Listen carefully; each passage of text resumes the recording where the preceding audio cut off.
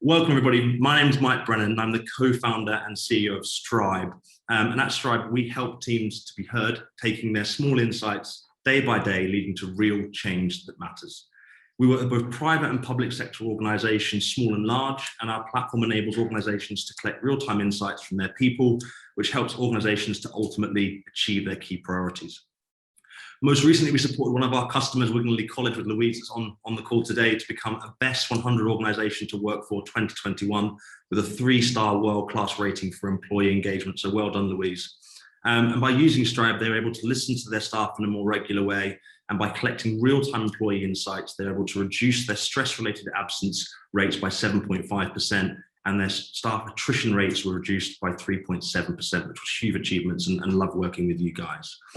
As part of our approach, as many of you know, we like to partner with the most forward-thinking leaders of people and talk about the most current and challenging topics which relate to employee engagement, well-being, communication, and ultimately experience. But enough about us. Today's topic is hybrid working. And as our guest commented on LinkedIn last night, they find it hard to believe that there's anyone out there who could tell you what the future of work post-pandemic definitely looks like right now. And if they've learned anything over the last year and a half, it's to expect the unexpected. And it's important to keep a very open mind as to what our working world might look like a couple of years down the line. And so I hope the next 40 to 50 minutes, as we aim to provide you with a number of insights and practical tips, is really, really useful for you, and that we can give you some takeaways in terms of our thoughts on the topic of hybrid working and how best to potentially make it work for you. I have lots of great questions to ask to our fantastic guest speaker today, Kathryn, who I'll be introducing in just a second. But we'd like you, our audience, to ask as many questions as possible. We find the harder the questions, or the better the questions that come from the audience, the better the opportunity we have to talk about those really difficult points.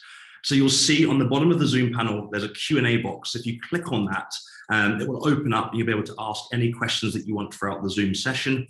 And if you do see a question that you want answered quicker, please click the little upvote button in that section, which will take it to the top of my list. The more upvotes a question gets, the faster we will answer it. It's as simple as that.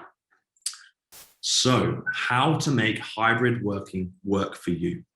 Over the last year and a half, COVID-19 forced businesses to adopt ways for their staff to work remotely, almost overnight in some cases. And as vaccine rates increase and the country begins to open up and hopefully continues to do so, many UK businesses are in the process of planning how to manage their workforces, with many split between a safe return to the office and those that want to continue to work remotely. According to a study by PwC, less than 1 in 5 employees say they want to return to the office as it was pre-pandemic. And also in that same study, 83% of employers confirmed the recent shift to remote working has been successful for their company. As a result, a hybrid working model seems to be the most popular solution for UK companies to explore. However, managing 2 sets of employees simultaneously, those that are home and those that are in the office, can be really challenging and will be really challenging ongoing. It starts to raise important questions like, how can we keep teams happy, engaged, and thriving, regardless of where they're logged in? And how can we give ourselves the best chance of successfully managing a hybrid workforce? But luckily, to help answer questions like these, we have the wonderful Kathryn Kendall, Chief People Officer at Benefex. Kathryn and I have become friends, I would like to say, over the last 12 months with lots of different conversations and calls around some really interesting discussion points, particularly about the new world of working and the challenges and opportunities that come with hybrid working. And so I thought today's topic would be best covered by Kathryn herself to speak about some of these challenging points that we're going to get onto today. So Kathryn, after my long structured introduction, welcome, and how are you? Thank you very much, Mike. Yeah, no, I'm really good, thank you. And thank you very much for having me here. It's a topic that's very close to my heart and I feel very passionate about. So it's lovely to join you all to talk about it this afternoon. No, thank you so much. And I'm going to make sure that you're going to be doing most of the talking today, and I'll be adding a little bit of value, hopefully either side of that. But lots of questions already coming through, which we'll get onto in just a second. So Kathryn, maybe just to set the scene for the audience, could you give us a bit of an overview or a high level kind of introduction to your CV and journey, that what led you to the kind of Chief People Officer at Benefex for me? Yeah, 100%, absolutely. Well, we started on the theme of where my CV starts, because I didn't start in HR, and I'm sure many people listening probably didn't start out their working life intending to go in HR. Most of us fell into it, right? So I started my career as a professional actor, so took quite the career change. So not quite Hamilton, but did various bits of acting, and then found my way into HR. And And I've always loved it because I think for me, when I was sort of at sixth form doing my A-levels, I did both maths and English, and I was always told that's quite a strange combination of A-levels. But to me, I love the creativity of your English side of things, and I love the structure and the discipline and the problem-solving elements of maths.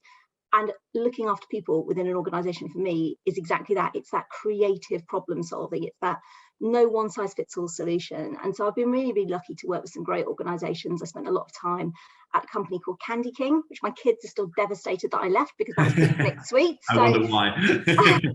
free pensions advice doesn't quite cut it in the same way that free confectionery does. So I was there for a long time as their head of HR, and then 7 years ago in October I moved to Benefex.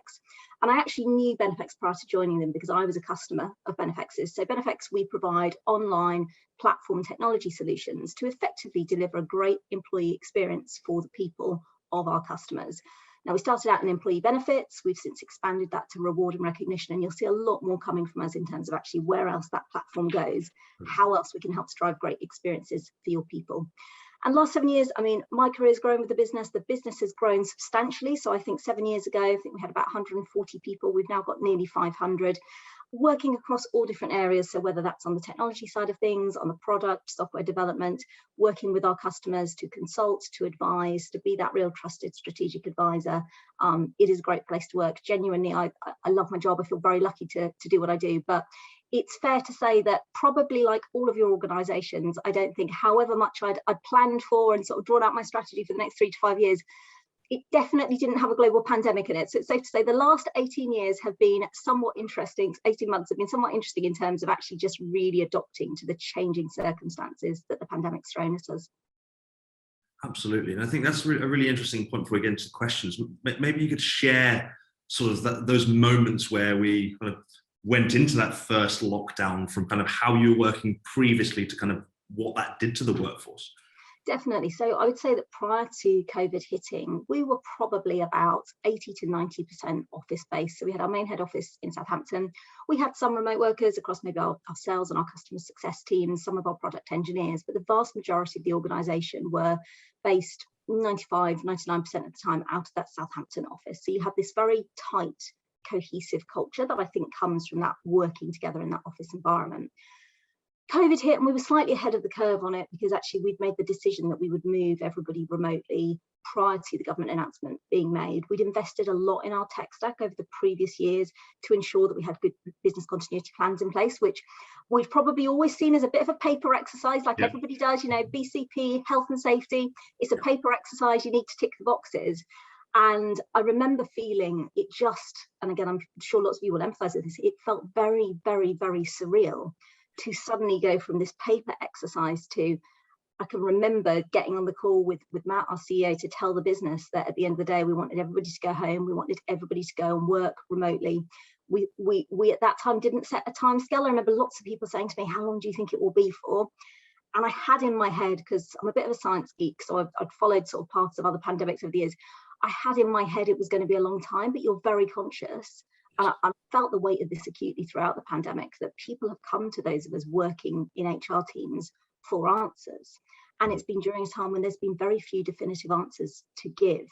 And so I think there's that real kind of sense of wanting to ensure that you try and provide the reassurance that you can, whilst at the same time being very, you know, very, very aware of the fact that there's few certainties in a pandemic-based world. And I think that's definitely something we've discovered.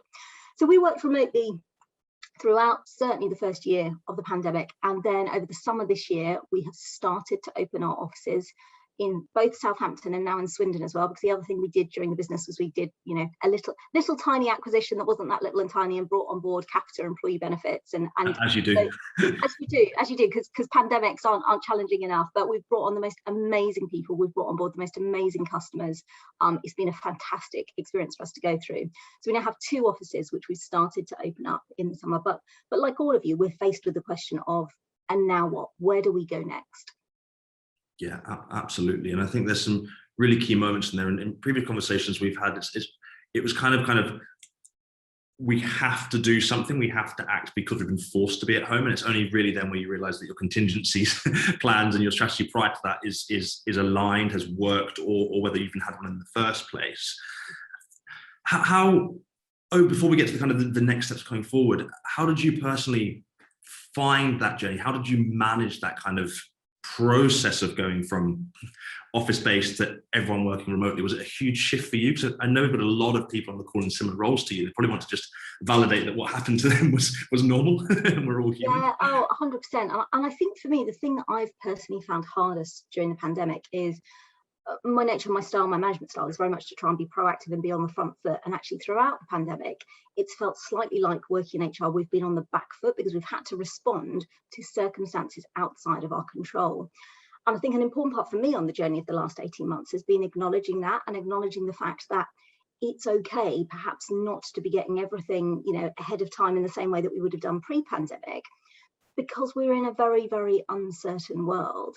And actually, for me, I think one of the real key things we've done continue to do right throughout the pandemic is very early on, prior to the pandemic at Benefex, we had a monthly update. So we'd bring people together in the office once a month to give top-down communication from the board group. We'd stand up, we'd talk to people, we'd also answer everybody's questions.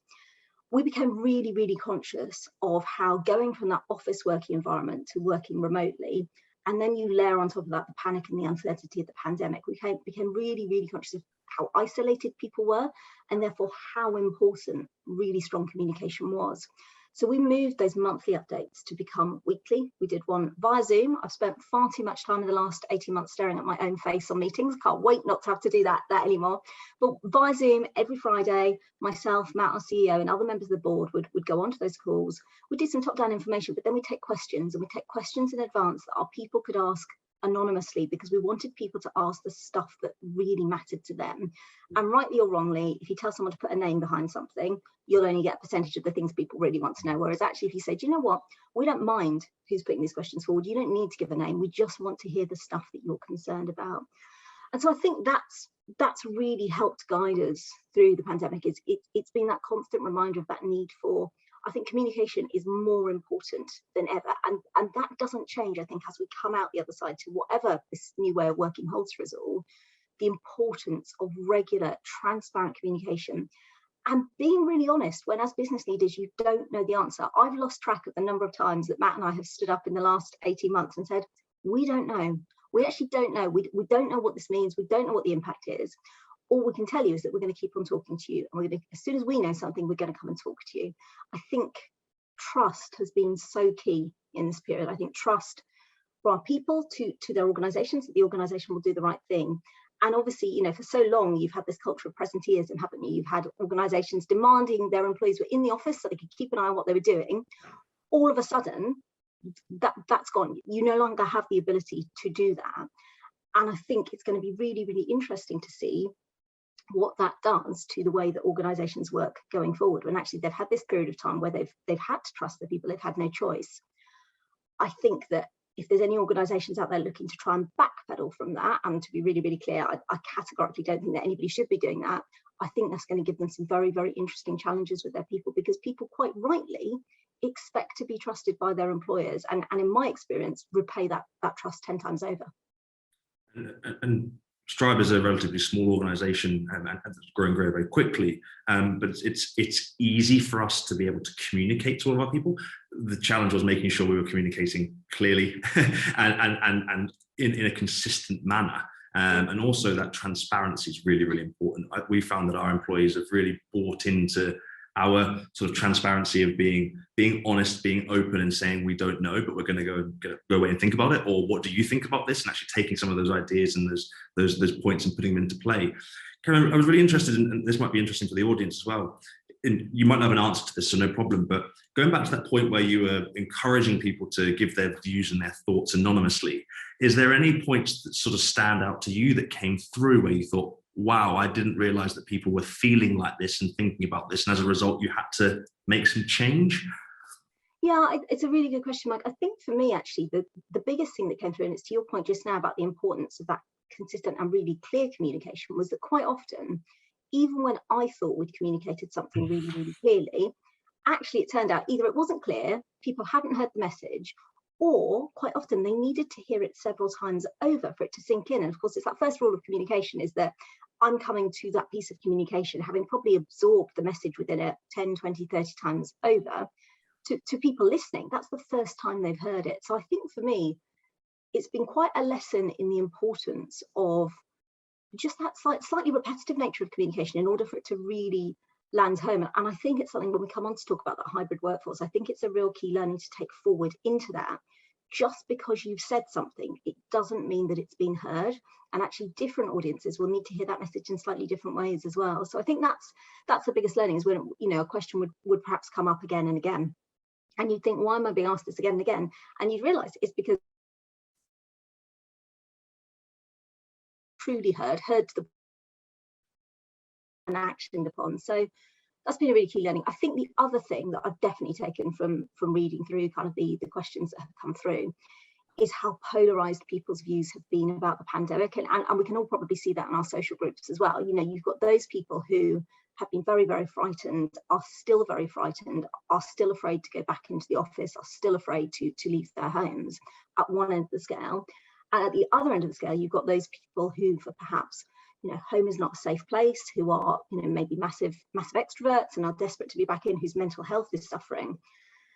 I've definitely learned it's impossible to deliver something that meets the needs of all of those different groups of people during the pandemic. And again, coming onto hybrid working, that's going to be really, really key, right? Our people are completely individual, and it is a complete fallacy if any of us leading businesses or running HR teams think that we can find a one-size-fits-all solution. And I think the future of work for me definitely themes on that real need for flexibility and for personalisation of experience. I think we have to ensure we're delivering that. So that's shone through in spades. Yeah, and some of our data absolutely validates that, Kathryn, in terms of just asking your staff those questions to validate what's coming backwards and forwards, and the question around, do you feel we're communicating to you in the right way? It's amazing when some organisations come back and suddenly say, I thought we were, and 50% of our staff saying that they're not, and of which being able to see which teams and departments are then having challenges. That's not a negative thing on the manager, that's just also that positive ability to see that data and have that insight to then really, really help them and drill down into that. I think that's going to be a key part of some of our conversations moving on as well about how we can manage and do that. So why don't we do that? Thank you so much for sort of, I just thought a couple of key points there help people sort of validate in the audience that things sound similar, are similar moving forwards, and it's okay if you're worrying, thinking that you're unique in the environment that you're in. You're not. There are the same challenges going forward. So perhaps before we get into kind of what you're doing with hybrid working, perhaps you kind of share with the audience your strategy. So we've got to the point now where we feel like we're coming out of the pandemic, and it sounds like you're going to continue with a hybrid working model as you move forward. Maybe you could share kind of that strategy and what you're actually doing with the organisation moving forwards. Yeah, definitely. And I think one of the things I'd be really open with at this point is actually, for us as an organisation, we have been very, very conscious of the fact that I don't think anything is yet clear or certain in terms of the path of this pandemic. I also have a firm view that it's taken us 18 months to get to this point. It's probably going to take us at least another 18 months to come out truly out the other side of where we are right now.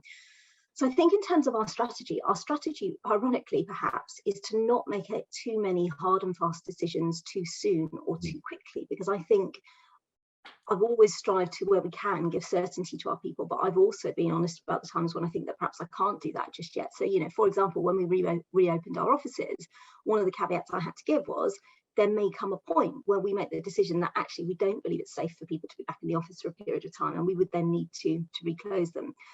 So our strategy in the coming months is really one of listening.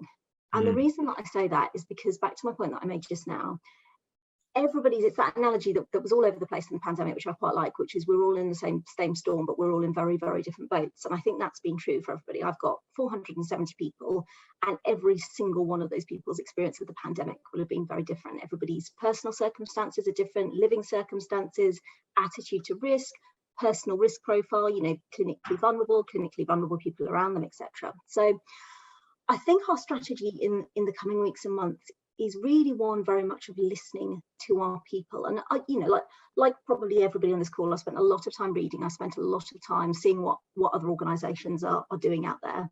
There seems to be two main schools of thoughts, which is either we're going to sit back and see what everybody else is doing, which I get, because sometimes that's what you need to do, or there's this, we're going to go back and you're going to be in the office 1 day a week, 2 days a week, 5 days a week, no days a week, we're going to go fully remote. But it seems to be a very one size fits all approach. Now, again, I don't want to dismiss those organisations that are doing that, because they're doing it because they believe it's the right thing by their people. But back to my learnings from the last 18 months, I'm not sure that a one-size-fits-all solution is going to deliver what your people are looking for. And therefore, as business leaders, we have a choice. We can either decide to take that approach because we believe it's right for us, and we can look at what happens, and maybe that works. But I think we have to be more conscious than ever before that our employees will choose to vote with their feet if they don't believe they're being listened to. And I do think it's one of the most important things for our people. They need to feel heard. They really need to feel heard. Yeah. I think if we look back to pre-pandemic trends, and obviously working with employee benefits, one of the questions we'd ask a lot, and it's a lot of data on, if you could have any employee benefit from your employer, what would you want? And every single time, topping the list by, usually got more than 50% of the votes, would be some degree of flexibility, flexible working. Now, it's a personal bugbear of mine when people describe flexible working as a benefit, because I don't believe it's a benefit at all. I think that's how lots of us need to work, lots of us want to work. You look at the new generations coming through now. I look at my stepchildren who are in their early 20s. That's their expectations, that they'll work where and how they need to work in order to get the job done. So I think if we think that pre-pandemic, that's where people's mindset was, I think the pandemic, if anything, has exacerbated that. Any of us who've been, I was going to say, enjoyed the challenge of juggling work and homeschooling, enjoy probably doesn't quite describe my experience, but or those who perhaps had elderly relatives in care homes and perhaps for a long period of time couldn't see these people, I think the stable door is very firmly open, right? The horse is over the hills in the distance. We can't turn back the clock to a time when people were all forced into the office 9 till 5, Monday to Friday, and nor should we, because I don't believe that was getting the best out of people. I think this is an opportunity now for us to really talk to our organisation and to talk to those individuals about what they need and what the organisation needs for both sides to get the best from one another. So it's hard, right? And it's hard because there's no one size fits all answer. And that's what I think a lot of the organisations are looking for. They want somebody to say, well, we went back in the office 2 days a week and our people work from home 3 days a week, and our profitability soared and efficiencies and effectiveness went through the roof. I don't think that answer exists. And I think that's why there's so much debate about it at the minute, because there are so many grey areas. I think the answer, though, will be as individual as your business is and as individual as your people are. Yeah, absolutely. What are you listening for? So obviously we're talking about going to that hybrid model regardless of where people are working and how they're working and having that flexible approach to do so. Yep. What sort of things are you listening for by listening to your organisation per se? Yeah, it's a really good question. I'm listening to a few things. I'm listening to what's important to that person. So I'm listening to the things that matter, because again, for a long time we've existed in this world of work where lots of organisations have expected us as people to put aside, or at least pretend to put aside, the things that are most important to us, with this pretense that we will give our all and everything to the organisation. Now, what I've definitely learned over the years doing the job that I do is if you enable your people to be there for the people and for the things outside of work that are most important to them, because let's face it, for most of us, that probably isn't our job. Our job's very important to us, but your family, your partner, your kids are probably, are higher up the scale than that. If you enable your people to be there for those things, in my personal experience, they will give back to your organisation 10 times over. You will be more profitable, you will be more productive, you will have better communication between teams, because actually your people are fully focused on what they're doing. It's the whole principles behind that employee experience, right? We know that great employee experiences drive great employee engagement, which drives better business outcomes. So for me, how we work becomes a component of that employee experience. So I'm listening for what's important to them.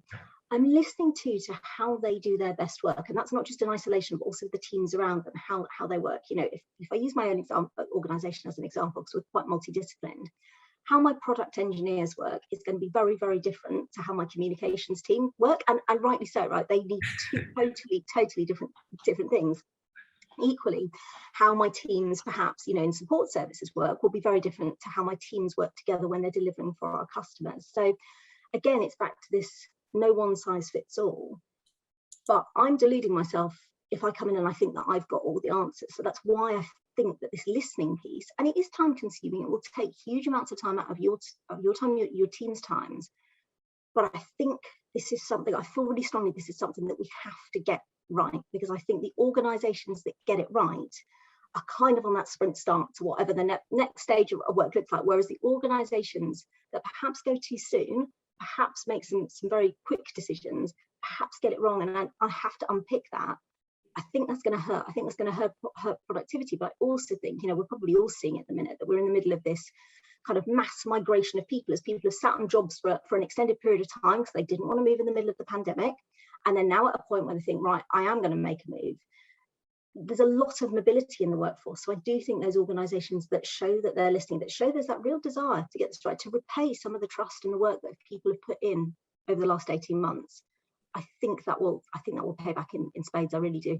Yeah, no, great answer. Thank you. I'm crazily writing down things from my own notes, but I just said those 2 points, because it is important to understand what you're listening for, or particularly on your views of what's important to support that, but also having a flexible approach to yourself, and for those in the audience, understanding this does take time. This is not a quick win here. This is part of the strategy forever ongoing. Absolutely. That continual feedback, that incremental change, that understanding different groups of your people and having that flexibility to do so is what's going to make you empower everyone collectively, but also it's going to be very different strategies from group A to B to C to D and to E, D, and F that aren't even in the organization yet as you grow.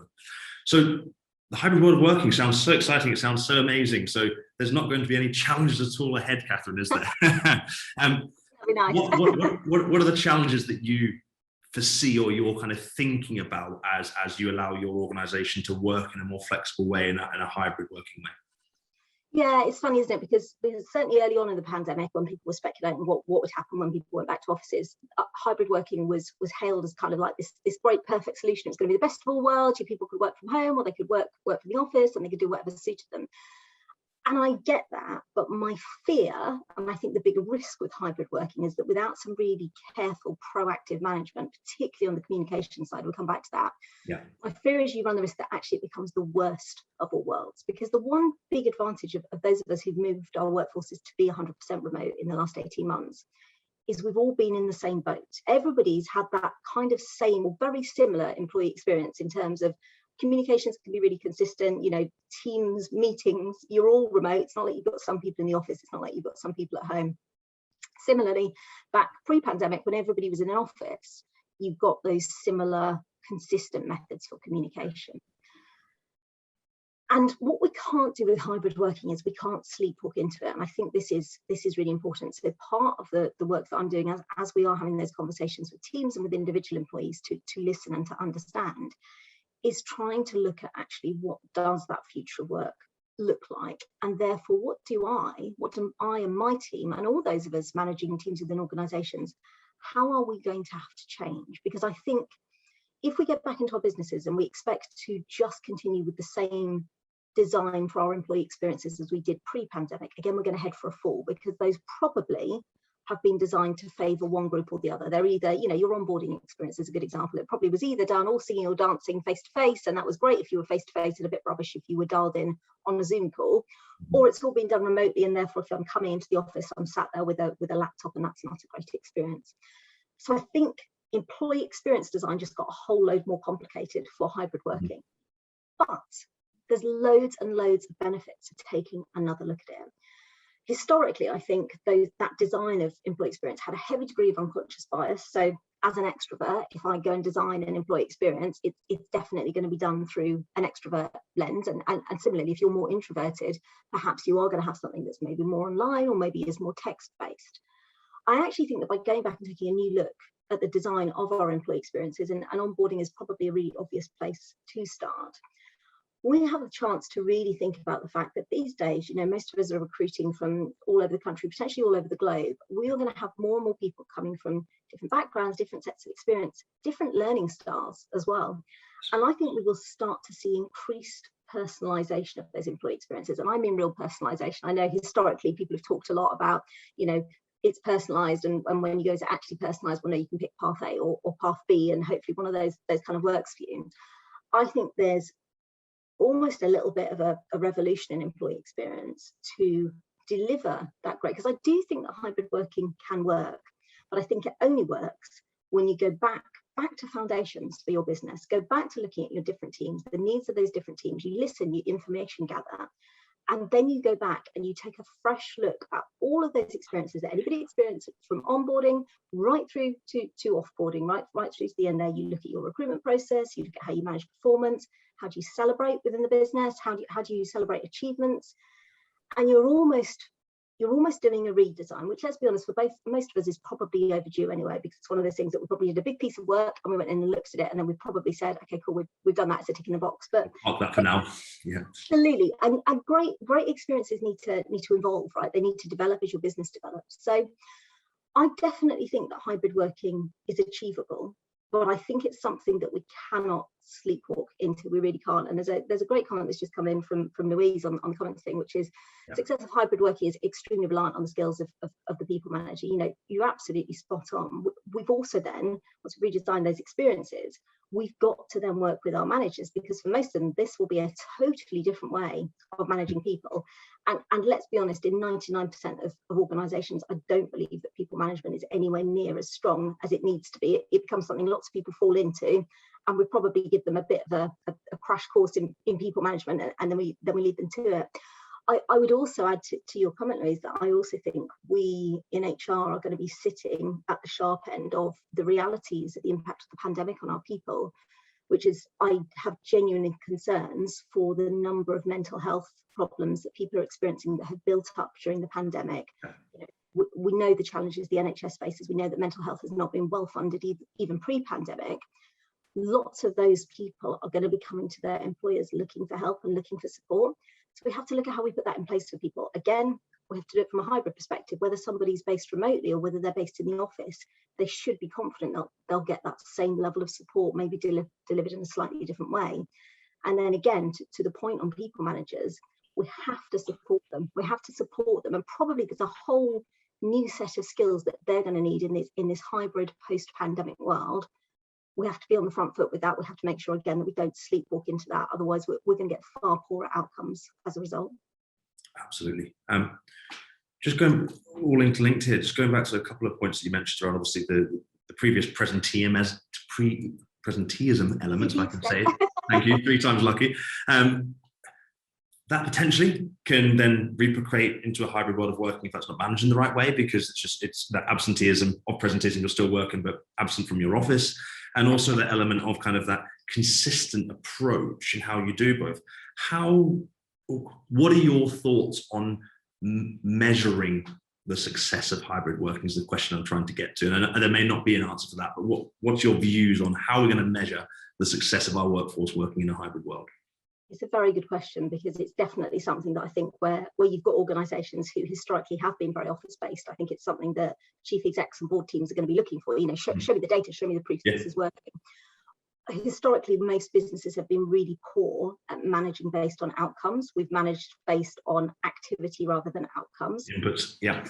So I think we're going to see a real switch there into that data-driven approach, and you know, in HR generally, we have to get much better at using that mine of data that we sit on. I think there's a real opportunity for HR to be leading the charge on this and going, well, actually, this is all about getting that data that really, really measures those outputs. I also think you're going to see a load of really, really interesting discussions about synchronous versus asynchronous working, and there's loads of great resources for anybody who's interested in. You know, the majority of us at the moment work in that kind of synchronous way where I email you, Mike, and I'm going to expect you to respond fairly quickly, or I'm going to pick up the phone, I'm going to be able to expect to speak to you. Lots of the big tech companies are adopting a far more asynchronous approach, which requires a load more documentation, a total change of expectations. You know, you send someone an email and they'll reply at some point, because you're not reliant on that immediacy, that day-to-day. You're stripping out loads of your meetings. Now, I appreciate on first hearing that, on first reading some of it, it probably feels quite radical, but I think it's something that we'll see more and more organisations debating, particularly those who are going to go primarily remote. Is this actually a way of working that works better for us? Does this drive those better outcomes? But I think the key for HR and for business leaders is outcome focused, always outcome focused, because otherwise I think all of our own unconscious biases are in danger of guiding us and driving us down the track of making decisions, or being heavily pressured by those managers who are insistent that their people must be in the office, or they must be able to 9 to 5, Monday to Friday at the desk. I think it becomes about actually how do we really make sure that we're focusing on outcomes. That's like place to be looking. We just lost the final sentence, I think, Kathryn, with some of the Wi-Fi in between. I got the majority of it, but I don't know if you could repeat that last question, as I think you blurred out, just in case the audience didn't hear that. Sorry. Apologies. Yeah, of course, no problem at all. So for me, it's just about the importance of being outcome focused. I think that's where we have to really challenge our organisations. We can't let our own unconscious bias block that focus on outcomes driven, outcome focused, data focused. Let's measure the stuff that really matters. Then we'll know if those decisions are correct. Awesome. This is more kind of you as an individual and as the kind of people manager, and then because there's lots of people in the same boat.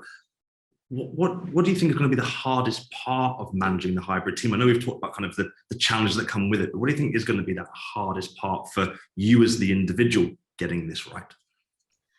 I think for me, I'm a classic red personality. So I'm very action focused. I'm very go, go, go, go, go. I like to do something. I like to move really quickly. And I think for me, hybrid working is going to take a lot more thought, because there won't be that one size fits all approach. It won't just be a big bang communication. So for me personally, because I'm a real activist, I'm a real red personality, I think it's taking that step back. Yeah. And I also think it's really, really important now more than ever that we don't try and make all of these decisions on our own, that we do talk to, again, it's back to that listening piece, talking to teams around the organisation, talking to one another as well. I think that the network of HR professionals, of leaders that we all have contact with, asking, not being afraid to ask what's worked, has this worked for you, we're trying this, not being afraid to try something different and new. So I think for me, it's going to be a far more reflective look at the next 18 months, 3 years, 5 years than I might previously have taken. But I probably think that gets us to better outcomes, because make no mistake, I think hybrid working, to make it work well, that's hard, but the rewards potentially are absolutely huge. And just going back to kind of the employee view, we talked about kind of, okay, the leader of the person and the organisation supporting that point of view, and you've touched on kind of the need of extra support for mental health and well-being, but you've already gone through the stages of potentially transitioning to the hybrid workforce and having people at home. What sort of things did you do or are doing to support employees now? Obviously, I know that you have a fantastic listening strategy and you loop that in, but what's some of the examples of things physically or mentally that you're doing to support your employees transition to that hybrid approach? Yeah, so one of the first things we've been really clear with people is we've been very clear there's no obligation on anybody at this stage to be back in the office if they're not comfortable to. Like I say, everybody's got really different risk profiles. So, it's all very well for me to say that I'm comfortable going back in. But if I'm someone who lives with perhaps vulnerable family or friends, or I'm clinically vulnerable myself, I don't think it's right to propose a one size fits all. So we've been really clear with people about that. And then even when people are in the office, we've kind of tried to signpost the fact that everybody will still have different degrees of comfort with being back in there. So we've got a really, really simple initiative, which I've seen in countless other guises. So this definitely wasn't just created by us, but it's a red, amber, green approach. So as you come into our reception area, there's 3 little trays of stickers. You can take a red sticker, an amber sticker, or a green sticker. You can put it on your security lanyard. So red means please still socially distance from me. I'm still not comfortable with not socially distancing.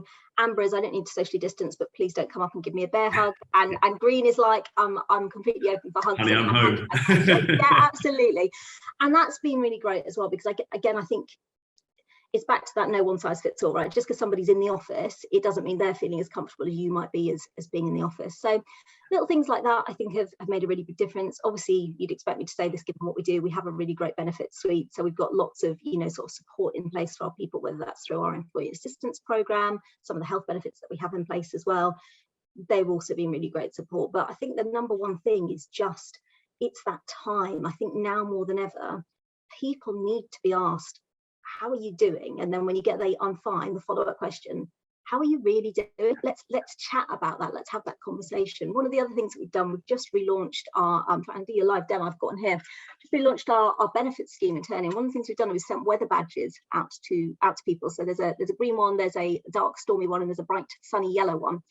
And they're designed to provide a bit of a talking point for people in terms of actually, if you feel that you want to wear a badge because today is a bit of a sunny and a bit of a cloudy day and I'm feeling all right but not amazing, I might wear this. If I'm having a great day, I might wear the sun. If I'm having a really bad day, I might wear the purple cloud.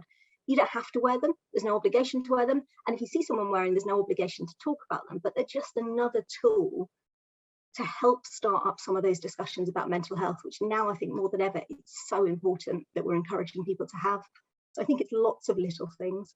I really like that. And as two leaders that are ultimately advocating technology to support parts of this, we both understand the importance of how that fits in with the human environment. I know we've talked about that a lot, where yes, that can identify and find areas, but it's very much how that allows you to trigger that conversation or that approach to someone. And like you say, it doesn't need to be the conversation. It can be very much an awareness and understanding in that environment.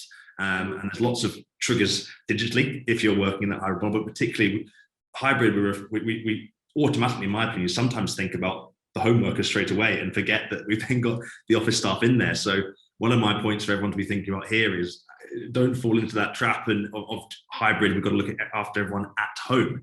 It's particularly those staff that are coming back into the office. And even more so, we've been working with a couple of local authorities recently, and there's a big worry in the staff that have had to work in the office through the pandemic. And it's not so much the staff coming back, it's those that have been working the whole time, having staff coming back into their environment where for 12 to 18 months they felt very, very comfortable with, and suddenly overwhelming, like coming back into the London tubes again, suddenly you can't move, you can't walk. We have to think about that and that footfall and that balance of not one shoe size fits all, as you said. So I love the idea of the weather badges and everything in place. And Kathryn, if I could read out the top anonymous question that's come through, because this might link into kind of that employee conversation. I'm really conflicted at the moment, as I've really enjoyed working from home, but it almost feels as if we need to adapt to going back to the office soon, and I'm strangely looking forward to it. I'm also worried about having to commit to specific days in the office, back to that point that you mentioned about the 2, 4, 6, 8 days. Do you have any advice to support this person on that question? Yeah, I think firstly I'd say what you're feeling, I doubt very much that you're alone. I think there's so many people we're talking to and we're sort of saying, just starting to have indicative conversations. How are you feeling? What are you thinking about doing? And lots of people are saying, I just don't know. There's so many uncertainties and moving parts, right? None of us know what's going to happen with case rates. The schools have gone back. We've obviously got the vaccines. Nobody really knows. So I think some of it is about actually giving yourself time. I think to an extent we all probably need to get a sense of what might work for us and try it and see how it feels. For a really good example would be, we've had some people unsure about whether they want to come back into the office, and to be really clear, there's no pressure on any of our people to go back in. But we said, well, if you want to give it a go, come and do an hour in the office, come and do a day in the office, see how that feels. We've actually found university that once people have come back in and taken that leap, it's been a really positive experience for them. So actually sometimes trying some of those things is a good thing to do, talking to others around you about how they're feeling. But back to my point of it's taken us 18 months to get here. If I speak for myself personally, I couldn't tell you what I think my working pattern will look like in 2 months, 12 months, 24 months time. I actually don't know. I think there's loads to still unfold. There's loads to, we have to see how well do, difficult face-to-face meetings really work. We've made them work remotely because we've had to. But what are those meetings that suddenly you go and try them back in the office and you go, oh my goodness, those outcomes, back to outcomes again, those outcomes are so much stronger because of us all being together.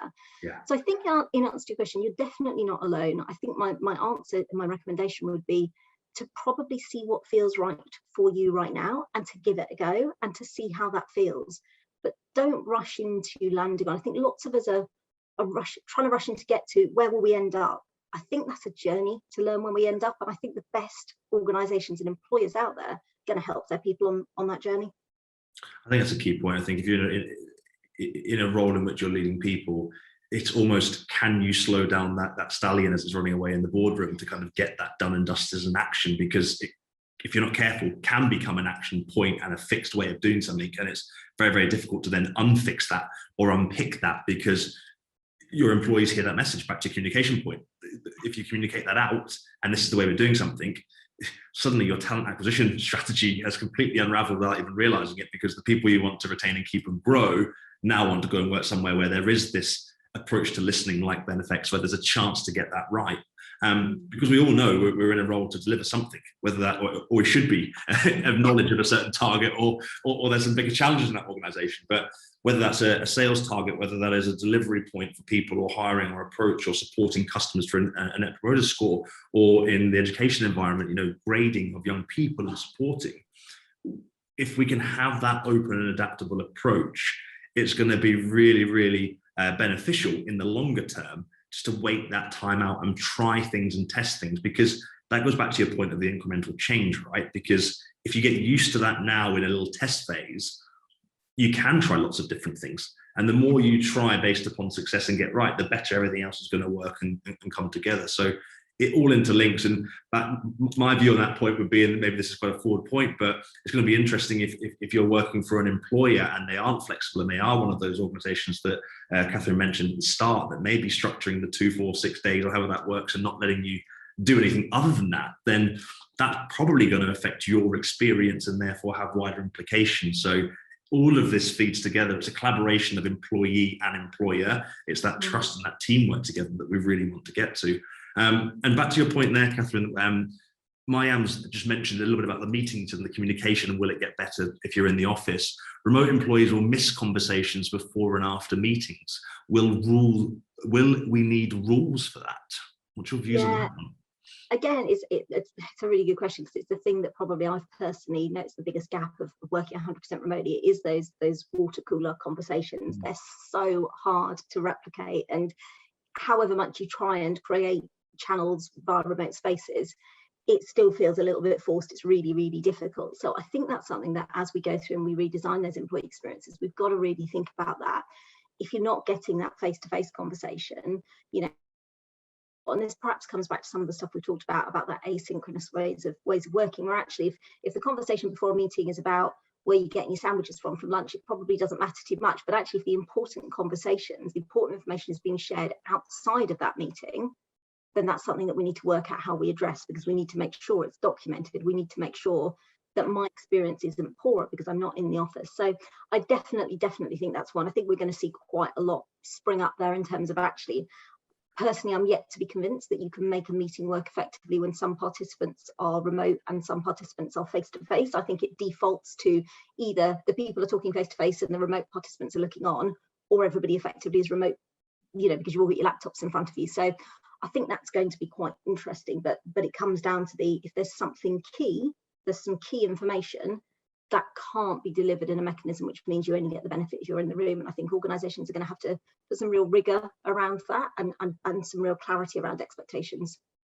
And that's such an important point, because again, I'm just how my mind works. You go back to the hybrid working, the journey of that, and instantly think, well, the hybrid working is split into 2 halves, right? Therefore, it's home office working and it's office working.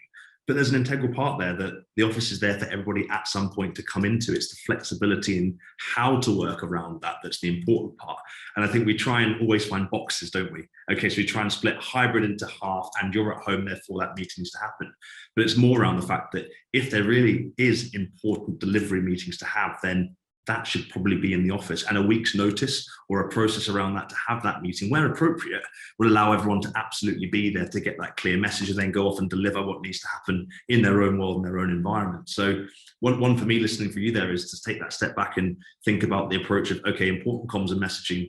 We absolutely want people to be together, choosing those meeting times to be at a time when everyone can be together. And that probably falls into my own part of the point about the digital etiquette. There's 2 parts that I see. One is around kind of how you approach those conversations. If you've got a group of people in a meeting that are talking and you're on the screen with others, how does that kind of work together? But also kind of bringing that technology overview into that digital etiquette of like, if we're in the, when do we do that? When do we use tech and when do we not? What meetings are for this and what are not? And I think there's a whole world that we can go into for that, isn't there? Yeah, 100%. And again, I think we're going to learn a lot of this by doing. I think we're going to work out, you know, which of these meetings work remotely, which of them work face-to-face, which of those we have to be really clear. I mean, I think this is where organisations with strong cultures and a strong set of values are going to be really, really well served, because to your point there on digital etiquette, we hire, or we should hire, great people, and we should therefore be able to trust those great people and treat them as adults, right? And we know how much our employees value that trust, how that drives those better outcomes. So I think there's a real opportunity as we go back into post-pandemic working and whatever that looks like. Really use your values and your culture to wrap around some of the, you know, it needs, to me, it needs to feel not like death by policy and procedure, but actually by using those values to drive the right behaviours, which drives those better outcomes, and then not being shy to share that data and that information back with your people. Again, this culture of transparency for me is going to be really key. People want to work for employers that they trust. They want to feel trusted and work. And you get those 2 coming together and you are delivering fantastic outcomes for both for you, your business and your customers, and most importantly, your people. And back to the point of how do you then measure that? That's two key scores that if you can find a way that normalizes that, then you have got your measure right, because people will respond and say, we trust you, you communicate well, and we know our values that are in the organization. So that then gives you the report against the CFO's report, your FD's report, to say, well, there's the numbers going up, but this is because this is what we're doing with our people, versus the other way around, which I hugely believe in. If we get that right with our people, everything else comes off a byproduct of that, which is so important. Kathryn, I could ask you hundreds of questions all day, but I'm conscious of the time for a couple of minutes, and do want to be the time god and give everyone a minute to kind of get to the next meeting before. Is there any other points, advice, or things that you would like to really pull out that you feel like you might not have covered today in this topic, because it is such a big topic? And I hope that today we could just sort of bring some insights and some clarity that it's a living, breathing thing, and perhaps we can even revisit this in 6 months together and say, here's what we said 6 months ago, and here's what we're saying now. But anything that you would like to kind of add or advice to give to our organizations on the call today? I think probably the only 2 points that I would close with is firstly, don't be afraid of the fact that you haven't got all the answers right now. You won't have all the answers, and I don't think any of us will have all the answers probably for a long time. And don't be afraid to be open with your people about that. Again, back to that transparency point.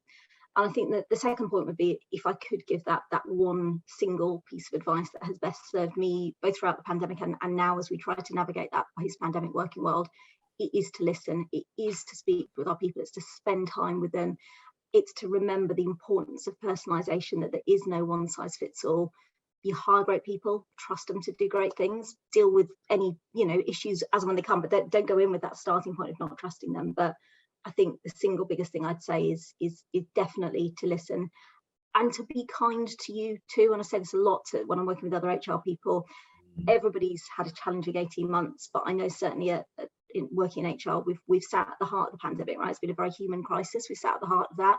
And I think just making sure that you're also taking time for you as well, acknowledging that you don't have all the answers right now. And that's okay, because you know what? It's been a really weird 18 months. And I'm sure that the next 18 months will be equally as interesting as well. But, listen and take that time for you. I do think that's really important. Kathryn, that's really, really powerful. I was going to summarize, and I'm going to repeat these because you pretty much said all of them, but all I was going to say is that consistency, understanding that one size does not fit all, and that's okay to do. We might not be able to measure it yet, but try some things and really get into that. The listening strategy is going to underpin and overpin everything about this. If we include our people in this journey, if we understand their needs quickly and listen and change and adapt, we might not have to change everything, but we do that as part of what we're trying to achieve. That can be really powerful. The trust word keeps coming out. We bring people into our organization to deliver something, and if we're not trusting them, then there's something really, really wrong, and it's not going to work anyway. So make sure that balance is there, or change that. And I really like the point of don't make decisions too quickly. I am the worst for that. I'm a kind of let's go. And actually now is not the time to do that. Let's think, let's listen, let's talk, let's try, and let's test on that journey, and be mindful of the things that you said around presenteeism, and particularly around the well-being aspect of our people. If people aren't feeling happy and engaged and supported, trusted with your organization, they're not going to be able to perform and get to those numbers. So we've really got to understand the needs of what's in place there.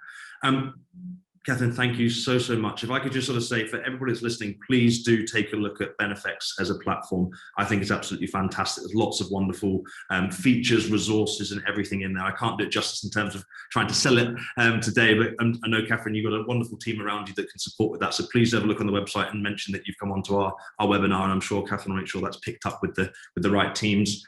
And from Stribe's point of view, particularly around that listening approach, we have a free trial in which you can ask questions to your employees to really understand their needs in real time. And that might just give you the ability to get those early points of how your staff are thinking and feeling, and ultimately how they want to work, to help shape some of the points that Kathryn's talked about today. So thank you so much for everyone's joining. We had a wonderful conversation. I've certainly enjoyed it. I hope everyone else has. Looking at the comments, Kathryn, you've absolutely nailed it. Well done. There's so many thank yous coming in. If there are any questions, please do pop them to us, and I'm sure I can filter them back to Kathryn and get some advice and some outcomes that we can share. Or please do follow Kathryn on LinkedIn, Kathryn Kendall for the search on LinkedIn. And again, you can see some of the great posts that she put out. So Kathryn, thank you again for all of your time. I know you're so busy, and I feel privileged that you've joined Stribe's webinars today. I look forward to speaking to you soon, and thank you very much indeed for everyone to join us. Thanks, Kathryn. Thank you.